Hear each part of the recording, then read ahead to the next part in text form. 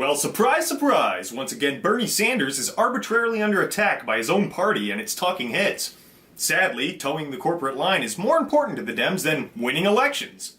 One of the latest vapid hit pieces was Bernie Sanders being booed on stage after name-dropping MLK, according to mainstream news outlets like CNN. Here's the clip. First of all, what we have got to make it very clear that the type of demagoguery we are seeing from the Trump administration is not what this country is about, and I will do everything that I can to help lead this country in a direction that ends all forms of discrimination. The core of the question is about, as president, what would you do with the rise of white supremacist violence to protect our communities? Absolutely.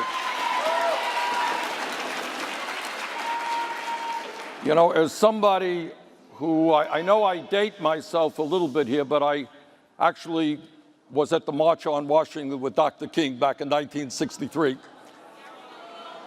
And as somebody who actively supported Jesse Jackson's campaign as one of the few white elected officials to do so in '88, I have dedicated my life to the fight against racism and sexism and discrimination of all forms. Psh, they made it sound like there was going to be some uproarious booing, like they were on the verge of throwing fruit at the old motherfucker. Instead, just a handful of people groan at what ostensibly appears to be pandering. But hold on now, this isn't the typical name-dropping for street cred like Rob Schneider trying to lump himself in with acclaimed thespians. It's not like he pissed in the urinal next to MLK once and then started acting like they were close friends. Old man Bernie was actually there at the March on Washington. He's trying to separate himself from the other candidates by showing that he actually walks the walk, and he's stood by his convictions his entire political career. Sure, he could have just went straight to the fucking answer, which CNN decided to cut out for some reason, but any politician would have announced their credentials when posed with that same question. So why is this a news story? Why are a few groans at a rather innocuous comment being hoisted up to this level of sensationalism? Very little of what he actually stands for actually gets any coverage. Prior to that, they tried to make a big deal out of Bernie suggesting that prisoners, who are still in fact American citizens, should retain the right to vote. I think the right to vote is inherent to our democracy. Yes, even for terrible people. People who are convicted in prison, like the Boston Marathon bomber, on death row, people who are convicted of sexual assault, they should be able to vote? I think we should have that conversation. While incarcerated? Yeah. No, I don't think so. Now, I can see why people might disagree. Kamala Harris didn't even have the cojones to answer the question. She deferred like a true politician. But I don't see why the news is making it out to be some radical crazy nutbar shit. It's not like he's saying, every criminal should have the right to vote. We are going to bus all of the lunatics from the asylums to the voting booths.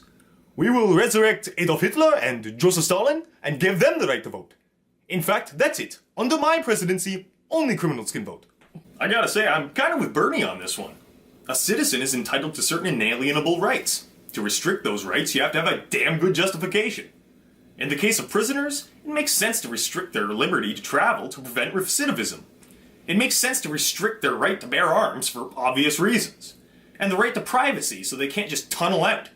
But what reason is there to restrict their right to vote, other than some arbitrary punitive reasons? I mean, it's not like make murder illegal is on the ballot. All they can do is vote for a representative. What's the worst they can do? Vote third party?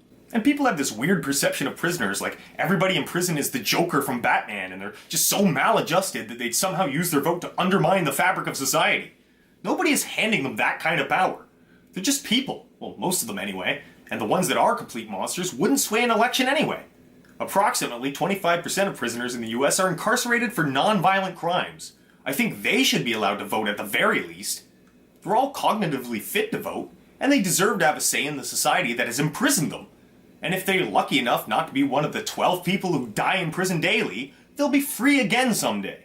That being said, I can see there being an issue with prisoners being politically misinformed, or with prison officials or other prisoners controlling the flow of information from the outside to control the vote.